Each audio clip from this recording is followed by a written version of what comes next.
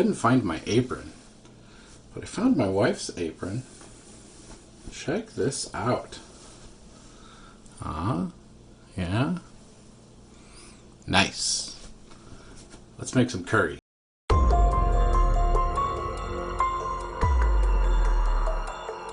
today we're going to make a Japanese style curry in the crock pot. So here's what we've got. An onion, some turnips, garlic, ginger, carrots, some mushrooms, sliced water chestnuts, cubed beef, still frozen, but it's going in the crock pot, and we have some Vermont curry. You can add whatever you want into curry. This is what I had in the fridge. To start, I'm going to put the beef in the crock pot.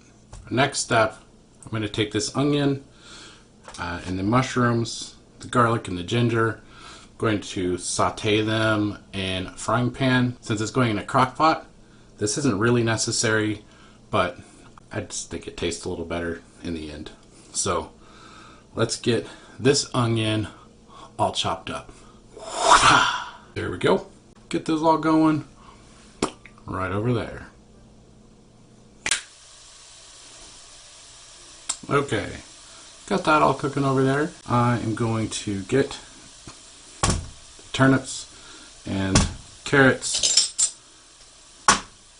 peeled and chopped. First thing, peeling time-lapse montage.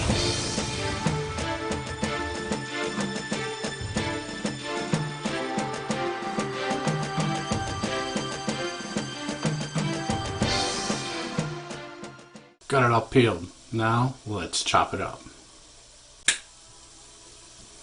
Okay, everything's chopped up. All we got to do is get everything into the crock pot, get it going. So we've got our cubed beef, still frozen, turnips, and our carrots, onion, garlic, ginger, mushrooms, all sauteed. Got some sliced water chestnuts just for a little crunch. And last, we'll add this curry sauce mix. There are some directions on the back with kind of a little recipe there. You can add whatever you like. Basically 1 box to about 6 cups of water, 1400 mils, 5 4/5 cup of water. So 1 crock pot works pretty well. So now that we've got this in there, all of our stuff, I'm going to add water till it just barely covers everything in the crock pot.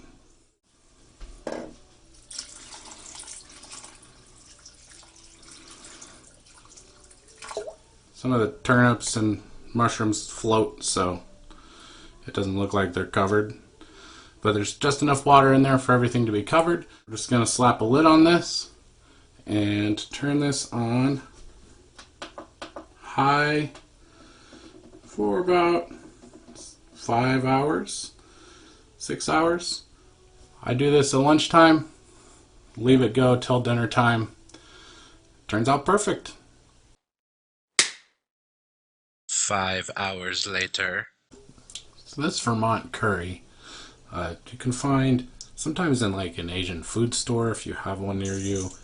Our local store went out of business, and the nearest store where I can buy this is about 80 miles away. So I get this on Amazon. I'll leave a link in the video description of where you can find it on Amazon. So this has been going about 5 hours now. So let's take a look, see what we've got. So usually a Japanese curry is served over rice. You can also serve it over noodles. If you're trying to cut carbs, I guess you could do like riced cauliflower. One decision later. I'm going to try making cauliflower rice. Now I know I've mentioned before that I really hate cauliflower rice. So for the sake of curry, I'm going to try making my own, and we'll see how it goes. Just shredded, grated a head of cauliflower, pressed some of the moisture out, kind of stir fried it. So We'll use this tonight in curry. See how it turns out.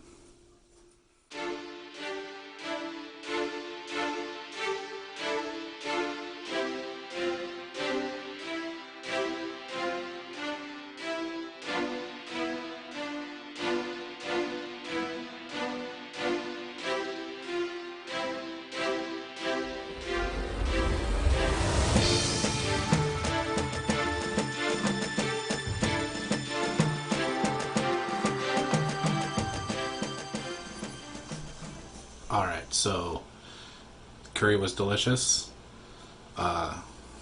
Cauliflower rice, just no.